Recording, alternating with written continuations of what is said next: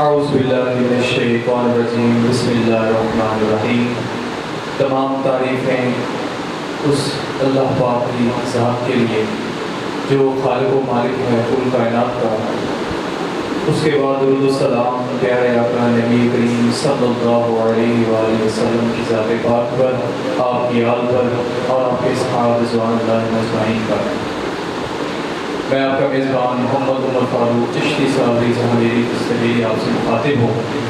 تمام سننے اور دیکھنے والے سامعین و ناظرین کو میری طرف سے السلام علیکم ورحمۃ اللہ وبرکاتہ۔ ہمارا جو موضوع چل رہا ہے اللہ تعالیٰ کی وحدانیت پہ، اس کو انشاءاللہ وہ کنٹینیو رہے گا۔ آج کا جو موضوع ہے جس پر یہ نشست ہونے جا رہی ہے یہ بڑا خاص ہے، خاص اس لحاظ سے کہ یہ ایک بنیادی قسم کا موضوع ہے۔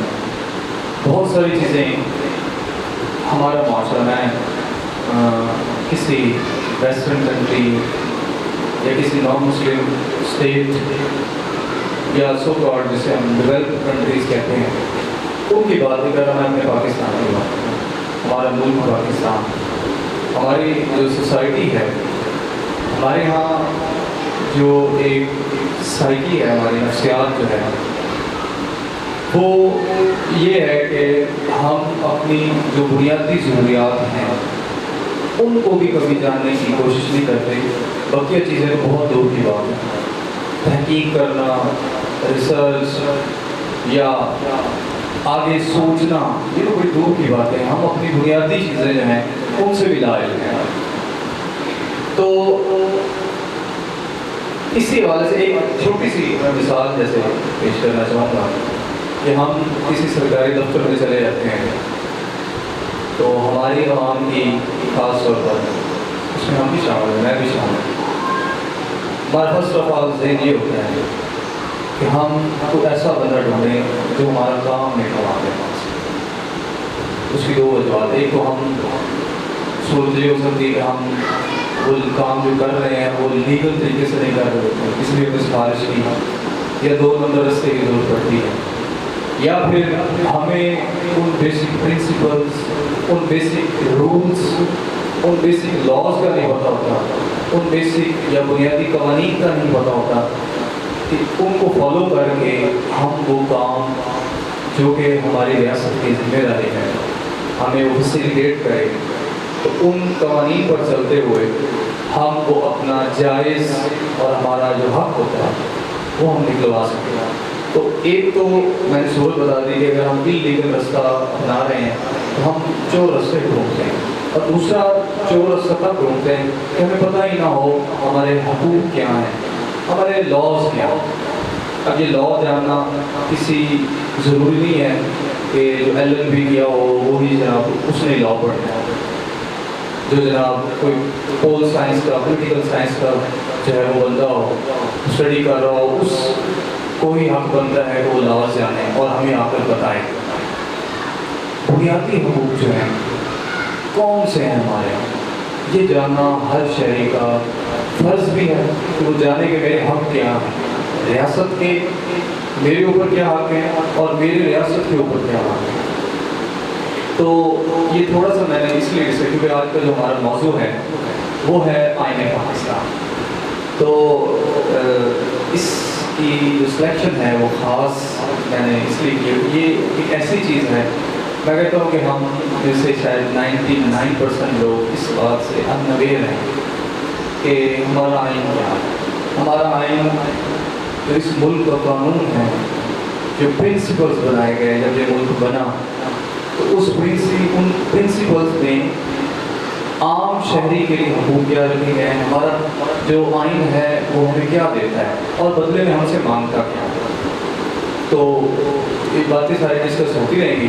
میں کوئی ایڈوکیٹ نہیں ہوں، میں کوئی جو ہے وہ کوئی پول سائنس کا یا کوئی پروفیسر نہیں ہوں، عام ایک شہری ہوں، طالب علم ہوں اور اسی کھوج میں آپ کے سامنے انسان ہوں۔ تو ہم اپنی طرف سے رائے نہیں کریں گے قائم، کہ یہ یوں ہے یا یوں ہے، وہ تو ظاہر بات ہے لاء کے جو بندے ہیں یا لاء جن کا پروفیشن ہے وہ بھی بہتر ہمیں اس معاملے میں گئے، کیونکہ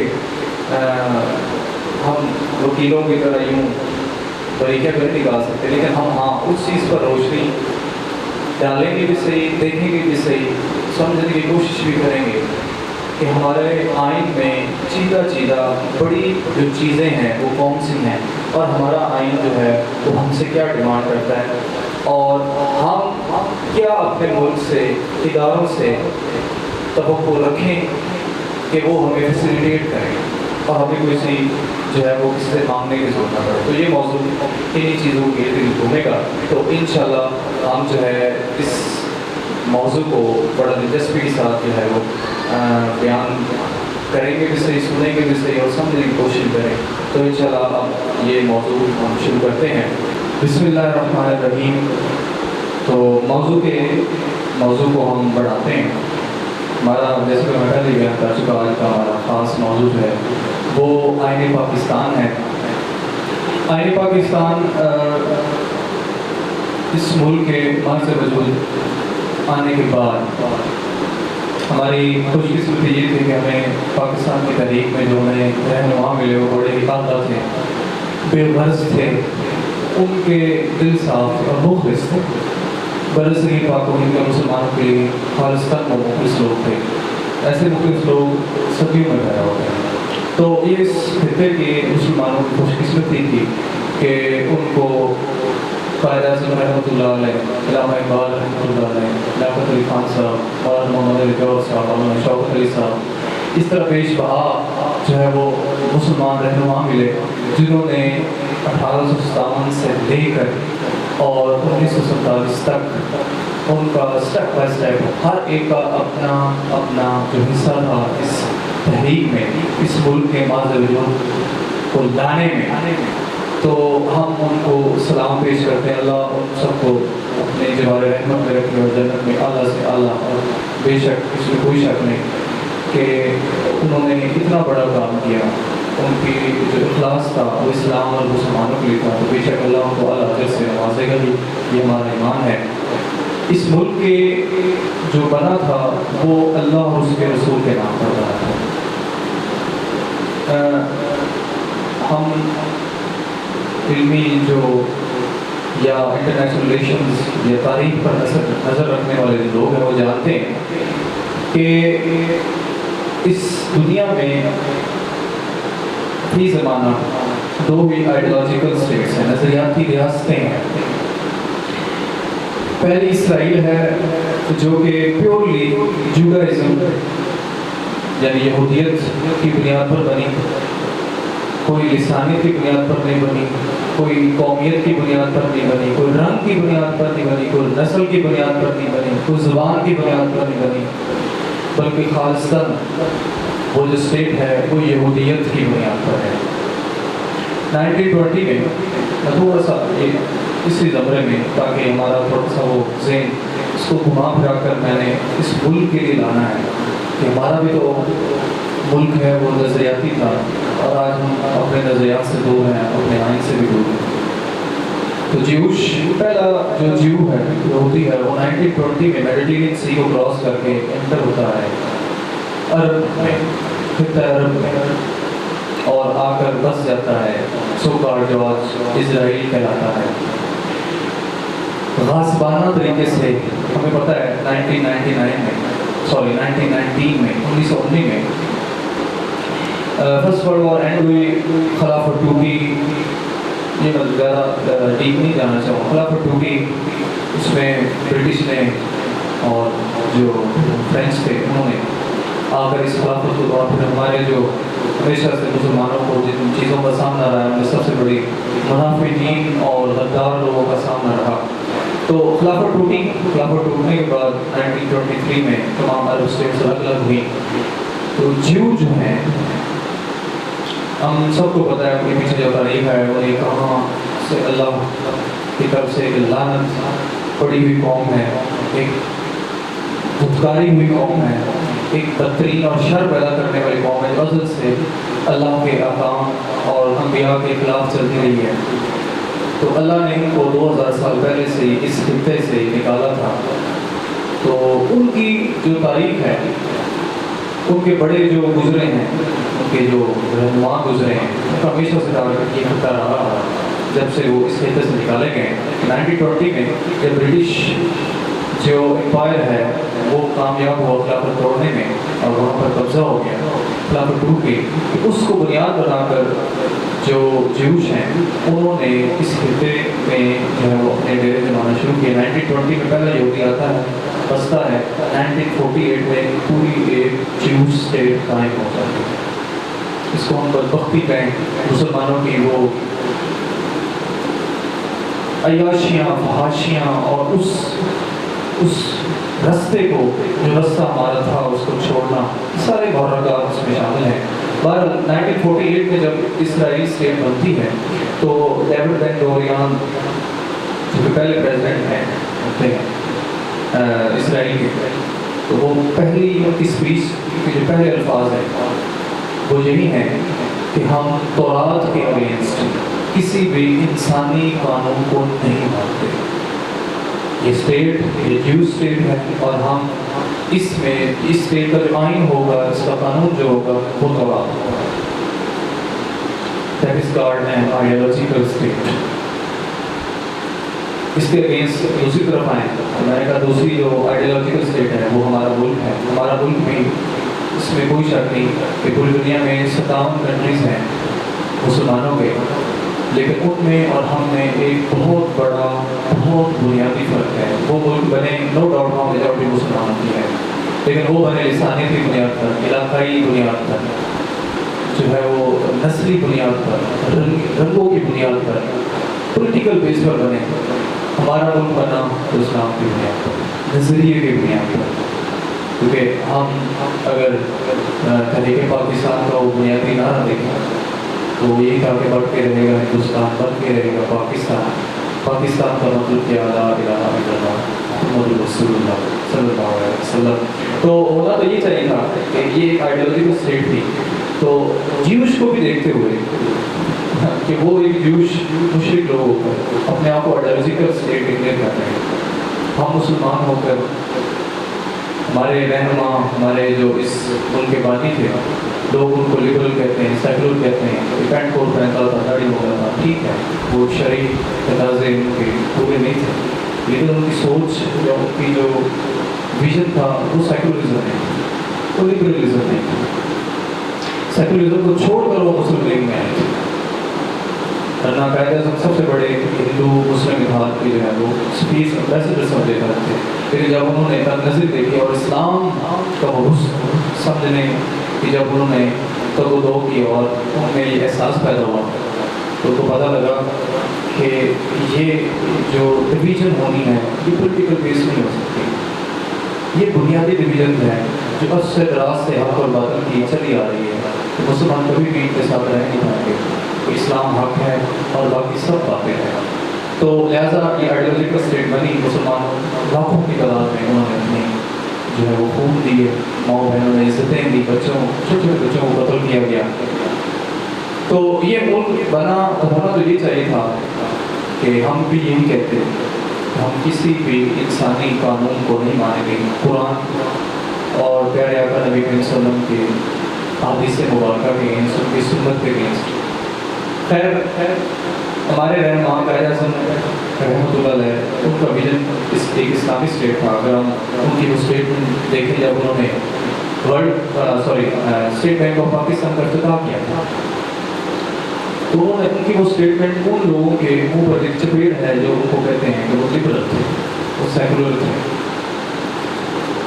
وہ کبھی بھی لبرلزم یا ویسٹرن جو ہے وہ کلچر یا ان کا گورننس وے کو کبھی مانتے ہی نہیں تھے. بلکہ ان کے اگر ہم وہ اسٹیٹ آف بینک کے افتتاح کے دن جو انہوں نے اسٹیٹمنٹ دی، بیان دیا، تو ہم سب کے سامنے انہوں نے کہا تھا کہ میں نے جو مغربی طریقہ کار ہے، معاشی بھی اور معاشرتی کو بڑا قریب سے دیکھا، اور اس سے جو ہے وہ غریب تک ہوتا جاتا ہے اور امیر تک ہوتا ہے، اور وہ ایک ڈسٹرائے کرنے والے، معاشرے کو ڈسٹرائے کرنے والا نظام ہے. ہم کبھی بھی ان کے پیچھے نہیں چلیں گے. اور اس ملک میں جو نظام ہونا چاہیے وہ عین اسلامی نظام ہونا چاہیے، جو اسلامی معاشرتی طرز کا ہو، معاشی بھی ہر لحاظ سے۔ تو یہ ان کی اسٹیٹمنٹ جو ہے، جو میں نے مفہوم بیان کیا ان کی اسٹیٹمنٹ کا، تو ان کی اسٹیٹمنٹ کا یہ مفہوم بیان کرتا ہے ان کا ویژن کیا تھا۔ خیر ان کی وفات کے مثال پاکستان کے بنانے کے چند ایک مہینوں میں بھی ہو گیا تھا، لہٰذا اور پھر برٹش جاتے جاتے یہ نہیں کہ ہم آزاد تو ہو گئے، لیکن جاتے جاتے وہ جراثیم ضرور چھوڑ گئے یہاں پر، تو آج تک اسلامی دفعات جو شامل ہیں ان کو بھی امپلیمنٹ ہونے کی راہ میں جو ہے وہ رکاوٹ حائل کرتے ہیں، اور آج تک اسلام کی جو دفعات ہیں وہ آئینی شکل میں موجود تو ہیں لیکن امپلیمنٹیشن نہیں۔ لہٰذا تھوڑا سا میں بیک گراؤنڈ بتانا، پھر ہم اپنے موضوع کی طرف آنا چاہیں گے، میں موضوع کی طرف ڈسٹریکٹ نہ ہو جائے۔ آئین بننے میں بہت سارے پروسیس لگے، اور اس میں جو ہائی رکاوٹیں تھیں وہ بہت سارے لوگوں کی جو مختلف اداروں میں کام کرتے ہیں، جو کہ جن کا پیور نظریہ سیکولرزم تھا، کسی کوئی دین نہیں ہونا چاہیے، بس ٹھیک ہے، اور شہداء کی قربانی کو پیچھے چھوڑ دینا چاہیے، اور رہنماؤں کے ویژن کو پیچھے چھوڑ دینا چاہیے جنہوں نے اتنی قربانیاں دی، اور اس ملک کو لبرلزم اور سیکولرزم کی طرف لے جائیں اور سیکولر اسٹیٹ جو ہے وہ ڈکلیئر کریں۔ لہٰذا ملک کے قانون سازی میں وہ لوگ بہت بڑے رکاوٹ جو تھی بیوروکریسی کی شکل میں، انسٹیٹیوٹ بڑے ہائر انسٹیٹیوٹ میں، اور پھر پولیٹیکل پارٹیز جو ہیں وہ انہوں نے قبلہ جو ہے وہ شیٹر بنایا ہو، کسی نے برٹش بنایا ہو، لہٰذا یہ رکاوٹیں حل رہی۔ لیکن جناب ہمارے پہلے وزیر اعظم لیاقت علی خان صاحب رحمۃ اللہ علیہ شہید، انہوں نے جو ہے وہ بہت بڑا کارنامہ ایک سر انجام ضرور دیا کہ تمام رکاوٹوں کے باوجود انہوں نے وہ بنیادی پلرس جو آج تک ہمارے آئین میں موجود ہیں جو فراہم کر کے وہ تھی قرارداد مقاصد 1949 میں جو کہ لاگو ہوئی، یہ وہ مین چیز تھی جو ہمارے تینوں آئینوں جو ہے وہ موجود رہی، اور اس قرارداد مقاصد کا بنیادی جو مین تھیم تھا وہ یہ تھا کہ اس ملک میں جتنے بھی قانون ہو، ایک تو حاکمیت اللہ کی ہوگی، دوسرا اس میں جتنے بھی قوانین بنیں گے وہ سب کے سب قرآن و سنت کی روشنی تھا۔ تو یہ وہ بنیادی پلیٹ فارم تھا، جو بنیادی جو ہے وہ بیسکس فراہم کی لیاقت علی خان صاحب اور ان کی ٹیم نے۔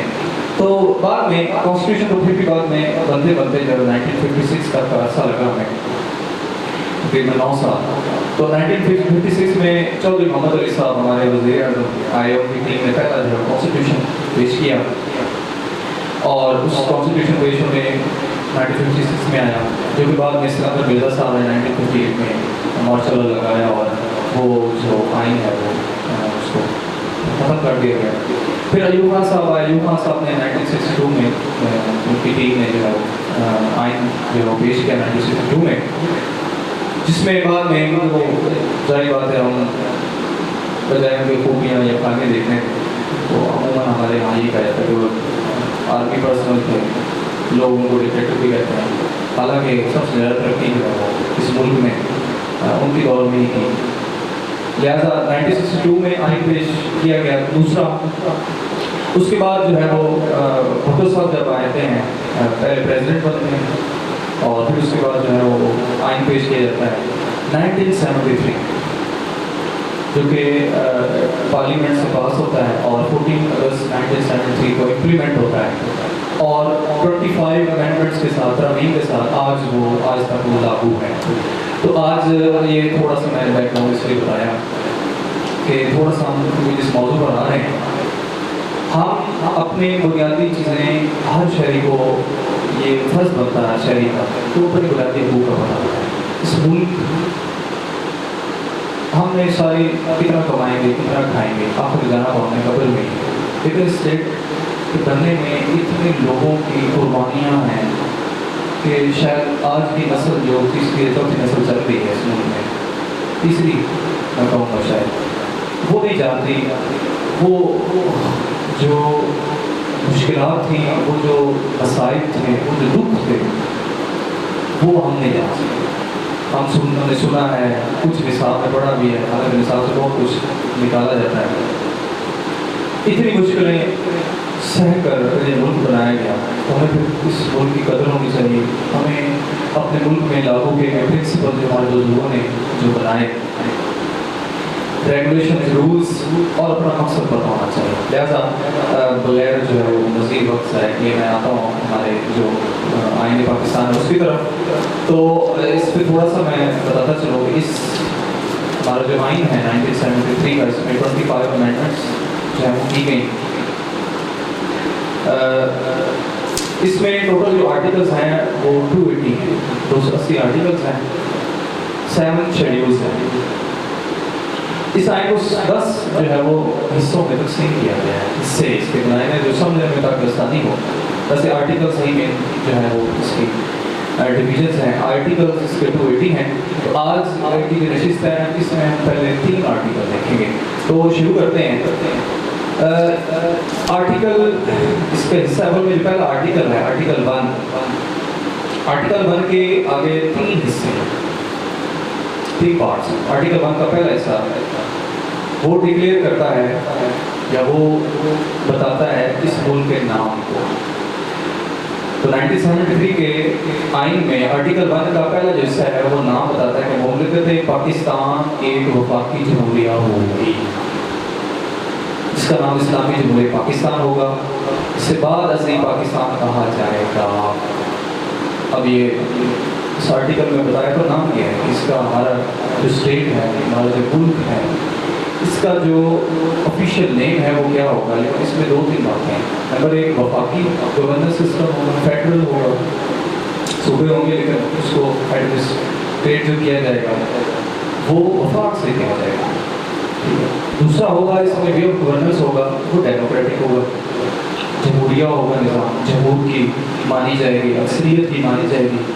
یہاں میں تھوڑا سا ان شاء اللہ ایک اور موضوع بھی آن قریب شروع کریں گے. بڑا دلچسپ موضوع ہوگا ڈفرینٹ وے آف گورننس. مختلف طریقہ کار جو تاریخ میں آتے ہیں گورننس کے، ان کے خامیاں اور خوبیاں جو ہے اس پر ڈسکس کریں گے. یہ ڈیموکریسی ہے، نیشنلزم ہے، سوشلزم ہے، کمیونزم ہے، کنگڈم ہے، یہ ساری ہم ان شاء اللہ یہ وے آف گورننس جو ہے وہ دیکھیں گے. تو اس میں جو آرٹیکل 1 کا پہلا حصہ ہے اس میں ایک بات کہی گئی، ایک تو وفاقی ہوگا، دوسرا جمہوریہ وے آف گورننس ہوگا، تیسرا جو نام کہا جائے گا وہ اسلامی جمہوریہ پاکستان کہا جائے گا. ڈیموکریٹک ضرور ہے لیکن اسلامک اور نام جو ہے وہ پاکستان کہا جائے گا. تو یہ آرٹیکل 1 کا پہلا حصہ نام کو بتاتا ہے اسٹیٹ. آرٹیکل 1 کا دوسرا جو حصہ ہے وہ بتاتا ہے پاکستان کی ٹیریٹری کو ڈکلیئر کرتا ہے. پاکستان کی ٹیریٹری کو علاقہ جات، اس ملک کے علاقہ جات معاملہ باؤنڈریز بتاتا ہے. تو پہلا جو علاقہ ہے وہ صوبے ہیں. صوبے کو بتایا جاتا ہے الف حصہ پارٹ 2 کا کہ صوبہ جات بلوچستان، شمالی مغربی سرحد جسے ہم کے پی کے کہتے ہیں، پہلے نارتھ ویسٹرن فرنٹیئر پروونس کا رہتا تھا، اب کے پی کے کہتے ہیں، فیڈرل حکومت. پنجاب اور سندھ ہیں، صوبے 4 ہی ہیں، بلوچستان، کے پی کے، پنجاب اور سندھ. بی دارالحکومت، ہمیں پتہ ہے کہ جو کیپٹل ہوتا ہے وہ کسی صوبے میں نہیں ہوتا، وہ ایک فری ٹیریٹری ہوتی ہے اپنے اندر ایک اسٹیٹ جو گورن کیا تھا جہاں سے پورے ملک کو. تو دارالحکومت کیا ہے؟ پاکستان کا اسلام آباد ہے جس کا حوالہ بعد ازیں وفاقی دارالحکومت کے طور پر دیا گیا ہے، فیڈرل کیپٹل. سی وفاق کے زیر نظام قبائلی علاقے جسے ہم پہلے کہتے تھے فاٹا.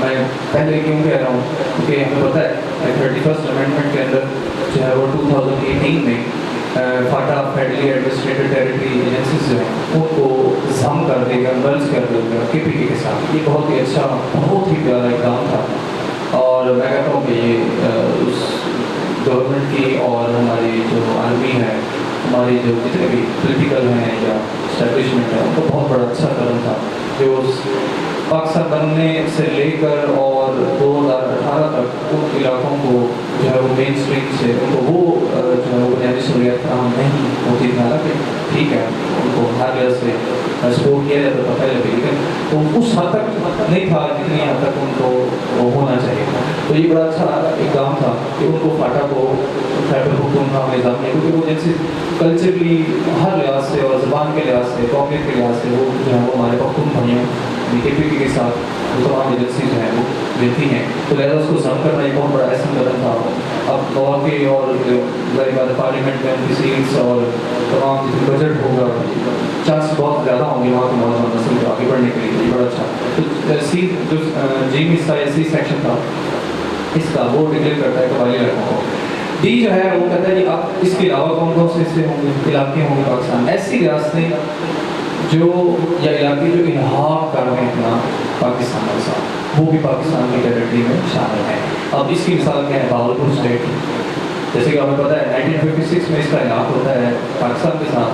جناب سر محمد صادق صاحب اللہ ان کے درجات اللہ کرے, بڑی اللہ کی عادت ان کی اور ان کی دوردرشی اور اسلام اور مسلمانوں کے درد. ہمیں پتہ ہے بہاولپور اسٹیٹ جو ہے انہوں نے بڑی سپورٹ فراہم کی پاکستان بننے کے بعد. تو ان کو بڑی پریشر بھی آیا, ان کو لالچ بھی دیا گیا کہ آپ جناب جو ہے وہ شامل ہو جائیں, انڈیا کے ساتھ آپ کو یہ دیا جائے گا, انہوں نے یہ وہ. لیکن انہوں نے سب کچھ چھوڑ کر خالصاً اس لیے میں پہلے بھی کہا کہ ملک اسلام کی بنیاد پر ہو, سندھی اپنی سندھی چھوڑ کر, بلوچ اپنی بلوچی چھوڑ کر, پٹھان اپنی پٹھانی چھوڑ کر, پنجاب اپنی پنجابی چھوڑ کر, کشمیر اپنی کشمیریت چھوڑ کر, سرائکی اپنی سرائکیت چھوڑ کر, اس طرح بے شمار کلچر جو ہے سب یہ چھوڑ کر صرف ایک ہی بنیاد پر یہ ملک میں شامل ہو گیا اور وہ تھا اسلام, کلمے کی بنیاد پر, اللہ اور اس کے رسول کی بنیاد. تو اسی طرح جناب سر صادق صاحب جو ہیں انہوں نے 1956 میں اپنا الحاق جو ہے وہ پاکستان کے ساتھ کر دیا تھا. اس کے علاوہ انہوں نے مالی بہت مدد کی جب تک خاص طور پر 47 اور 50 کے درمیان. تو اللہ کے درجات بلند کرے اور ان کو جو ہے وہ اس کا اجر عطا فرمائے. تو بہاولپور اسٹیٹ نے الحاق پاکستان کے ساتھ کیا. تو یہ جو ہے وہ پارٹ جو ہے وہ ڈکلیئر کرتا ہے کہ وہ ریاستیں پاکستان. اس طرح جیسے جوناگڑھ تھی, حیدرآباد دکن تھا, سر کشمیر اسٹیٹ جو کہ ابھی آدھا ہمارے پاس ہے اور آدھے زیادہ جو ہے وہ انڈیا نے واسطانہ قبضہ کیا ہوا ہے. تو یہ ریاستیں جو ان کی وہاں کے عوام نے اپنا الحاق چاہتے تھے پاکستان کے ساتھ وہ نہیں کر پائے. لیکن پاکستان کے آئین میں یہ شامل ہے کہ ہر وہ اسٹیٹ یا وہاں کے عوام جو ہے وہ اپنا الحاق جو ہے وہ پاکستان کے ساتھ کرانا چاہے وہ بھی پاکستان میں شامل ہوگا. یہ تھا آرٹیکل 1 کا دوسرا حصہ جو کہ بتاتا ہے پاکستان کی ٹیریٹری کو. اب آرٹیکل 1 کا تیسرا حصہ کہتا ہے کہ جو قانون سازی ہوگی پاکستان میں ٹیریٹری کو لے کر, علاقے کو لے کر, اس میں اگر کوئی تبدیلی کرنا چاہے تو کون کر سکتا ہے. وہ آرٹیکل 1 کا جو تیسرا پارٹ ہے وہ بتاتا ہے کہ مجلس شورا یعنی پارلیمنٹ کے دو حصے آپ کو پتہ ہے, سینٹ ہے اور نیشنل اسمبلی ہے, وہ بذریعہ قانون سازی وفاق میں نئی ریاستیں یا علاقوں کو ایسے قیود و شرائط پر داخل کر سکے گی جو مناسب سمجھے گی. میں نے پہلے بھی کہا کہ جو ہمارا ڈیموکریٹک وے آف گورننس ہے, جمہوریہ ہے, ڈیموکریسی ہے یہاں پر, تو جو اکثریت رائے دے گی, ہمارے ریپرزینٹیٹیوز بیٹھے ہوئے ہوتے ہیں اسمبلی میں, تو جو اکثریت رائے دے گی اس کے مطابق کسی بھی, اس کی پہلے بھی مثال دے سکتا ہوں کہ فاٹا کی جو مرض کیا گیا کہ اس کی ایک مثال ہے کہ یہ قانون سازی کی طرح کیا گیا اور اس کو آئین کا حصہ بنا دیا گیا. وہ کسی بھی ٹیریٹری کو شامل کرنا ہے, کس طرح کرنا ہے, اس کا جو اختیار ہے وہ پارلیمنٹ کے پاس ہے. تو یہ تھا آرٹیکل 1. تو اس کی سمری یہی ہے کہ آرٹیکل 1 کے 3 بنیادی جو ہے وہ حصے ہیں. پہلا جو حصہ ہے وہ پاکستان کا جو نام ہے اس کو بتاتا ہے, دوسرا جو ہے وہ پاکستان کی ٹیریٹری کو بتاتا ہے, اور تیسرا جو ہے وہ کسی بھی ٹیریٹری کو اس کے اوپر جو قیود و شرائط لاگو ہوتے ہیں تو وہ کون کر سکتا ہے, اس میں امینڈمنٹ کون کر سکتا ہے, وہ پارلیمنٹ کر سکتی ہے. اب آتے ہیں آرٹیکل نمبر 2 پہ. آرٹیکل نمبر 2 خالصتاً جو ہے وہ بتاتا ہے کہ اس اسٹیٹ کا ریلیجن کیا ہو. ہمارے ملک میں بہت سارے ریلیجن جو ہیں وہ اس کے ماننے والے لوگ رہتے ہیں اور ان کو مکمل آزادی بھی ہے. نو ڈاؤٹ کہ یہاں پر میجورٹی مسلمانوں کی ہے, لیکن یہاں پر کرسچنس بھی ہیں, یہاں پر ہندو بھی ہیں, یہاں پر سکھ بھی ہیں, یہاں پر جو ہے پارسی بھی ہیں. تو اور پھر آگے پھر کے جو ہے وہ مختلف مخاطب کے لوگ بھی ہیں. تو فوراً میڈیا جو بھی کہتا تھا, لیکن یہاں جتنی آزادی غیر مسلمان ہے شاید کسی کہیں اور نہ ہو, کیونکہ مسلمانوں کو کسی جب وہ مائنورٹی ہیں انڈیا کو دیکھیں تو سو کارڈ میجورٹی چونکہ یہاں خاصاً یہ چاہے یہاں پر جتنے بھی مذہب کے لوگ رہتے ہیں مائنورٹی میں, لیکن یہ ملک جو ہے وہ اسلام کے بنیاد پہ ہے. اس پر دو رائے نہیں ہو سکتی، نہ ہے نہ تھی نہ کبھی ہوگی۔ تو یہ بنیادی جو ہے اس ملک کا جو اسٹیٹ ریلیجن ہے وہ اسلام ہے۔ تو آرٹیکل نمبر 2 جو ہے وہ کہتا ہے اسلام پاکستان کا مملکتی مذہب ہوگا۔ نقل کردہ قرارداد مقاصد، اس کی جو آرٹیکل نمبر 2 کی بنیادی جو تشریح ہے اس کا الف حصہ ہے وہ یہ اس کو خاص طور پر واضح کیا گیا ہے۔ میں نے پہلے بتایا کہ قرارداد مقاصد وہ ایک قائم نامہ تھا جو لیاقت علی خان صاحب نے سر انجام دیا، تو وہ بنیادی پلرز لے کے جاتے ہیں کہ جو اس ملک کو اسلامی اسٹیٹ ڈکلیئر کرتے ہیں، اور ان کی قرارداد مقاصد حاکمیت اللہ کی ہوگی، قانون جتنے بنے وہ قرآن و سنت کے تحت بنیں گے۔ تو اس میں اسلامی مذہب ہوگا پاکستان کا اسلام، اور اس میں ایک خاص بات یہ رکھی گئی کہ جو قرارداد مقاصد ہے وہ مستقل رہے گی، اس میں کسی قسم کی کوئی امینڈمنٹ نہیں کی جائے گی۔ تو اس میں بنیادی چیزیں پلرز فراہم کی ہیں اسلامک اسٹیٹ کے، لہٰذا اس کو کبھی چھیڑ چھاڑ نہیں ہوگی، وہ مستقل ہے۔ تو یہ آرٹیکل نمبر 2 ہے۔ آرٹیکل نمبر 3 پہ آتے ہیں۔ آرٹیکل 3 جو ہے وہ ہے میرٹ۔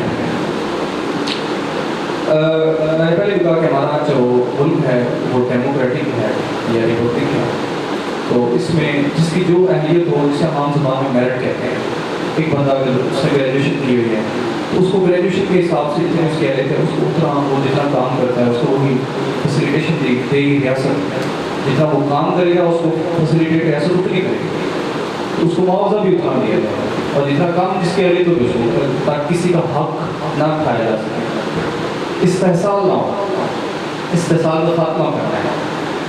اس کے ظاہر بات استحصال ہم کرپشن دیکھ لیتے ہیں یا بیڈ گورننس دیکھ لیتے ہیں، ساری باتیں بعد میں ڈسکس کریں گے۔ لہٰذا آرٹیکل جو 3 ہے وہ خاص طور پر ہے جس کا جو موضوع ہے استحصال کا خاتمہ۔ مملکت استحصال کی تمام اقسام کے خاتمے اور اس بنیادی اصول کی تدریجی تکمیل کو یقینی بنائے، یعنی میرٹ کو ہم نے یقینی بنانا ہے۔ جیسے کہ ہمارے موجودہ جو پرائم منسٹر صاحب ہیں وہ بھی موجودہ بھی نہیں، تمام ہی یہی پولیٹیکل پارٹی ایجنڈا لے کے آتی ہے یا میرٹ لیں گے، تو ظاہر بات ہے کہ نہ ہو یا نہیں ہوتا، جس میں ہماری خود عوام کی بھی جو ہے وہ قصور ہے، اس میں بہت بڑا دخل ہے۔ اگر عوام ٹھیک ہو سب کچھ ٹھیک ہو جائے۔ لہٰذا میرٹ جو ہے وہ کسی بھی ملک میں انصاف جو ہے، کسی کا جو حق ملنا ہے وہ بنیادی چیز ہے اسٹیٹ کا قائم رہنے میں۔ اگر وہاں کی عوام کو حق صحیح ملے تو وہاں پر بہت ساری برائیوں جڑ سے خاتمہ ہو جائے۔ میں پھر سے کہوں گا کہ سب تمام گورننس سسٹم دنیا میں لاگو ہوئے سرکاری اٹھانے میں سب سے جو استحصال کا جڑ سے خاتمہ کرتا ہے وہ اسلامی نظام ہے۔ اسلام اس پہ زور دیتا ہے کہ ہم میرٹ کو یقینی بنائیں۔ تو یہ تیسرا آرٹیکل جو ہے وہی کہتا ہے، اور ساتھ ہی کہتا ہے کہ ہر کسی کو اس کی اہلیت کے مطابق اور ہر کسی کو اس کے کام کے مطابق معاوضہ دیا جائے۔ تو آرٹیکل نمبر 3 جو ہے وہ استحصال کے خاتمے پر ہے۔ تو میں نے جیسے پہلے کہا کہ آج ہم نے 3 آرٹیکل نمبر 3 تک ہم دیکھیں گے، تو ہم نے اس کی سمری جاتے جاتے یہ بھی آرٹیکل 1 ہمارے ملک کے جو ہے وہ 3 بنیادی چیزیں، نام، اس کی ٹیریٹری، اور اس ٹیریٹری کو اندر جو کوئی جو شرائط ہیں وہ کون لاگو کرے گا، پارلیمنٹ کرے گی۔ دوسرا آرٹیکل جو ہے وہ خاص طور پر اسٹیٹ ریلیجن کے حوالے سے تھا، اس ملک کا جو اسٹیٹ ریلیجن ہے وہ اسلام ہے۔ اور آرٹیکل نمبر 3 جو ہے وہ استحصال کا خاتمہ ہے، کسی کا حق جو ہے وہ کھانا، اس ملک میں کسی بھی شہری کا حق نہیں کھایا جائے گا، جو وہ کام کرے گا اس کا معاوضہ اس کی طرف میرٹ کی جو ہے وہ امپلیمنٹیشن ہے۔ تو آج ہم نے یہ 3 آرٹیکل دیکھے، پہلے 3، تو انشاءاللہ اگلی نشست میں ہم آرٹیکل نمبر 4، 5 اور 6 دیکھیں گے، اور دیکھیں گے کہ اس میں ہمارا آئین جو ہے وہ ہمیں کیا بتاتا ہے۔ تب تک کے لیے مجھے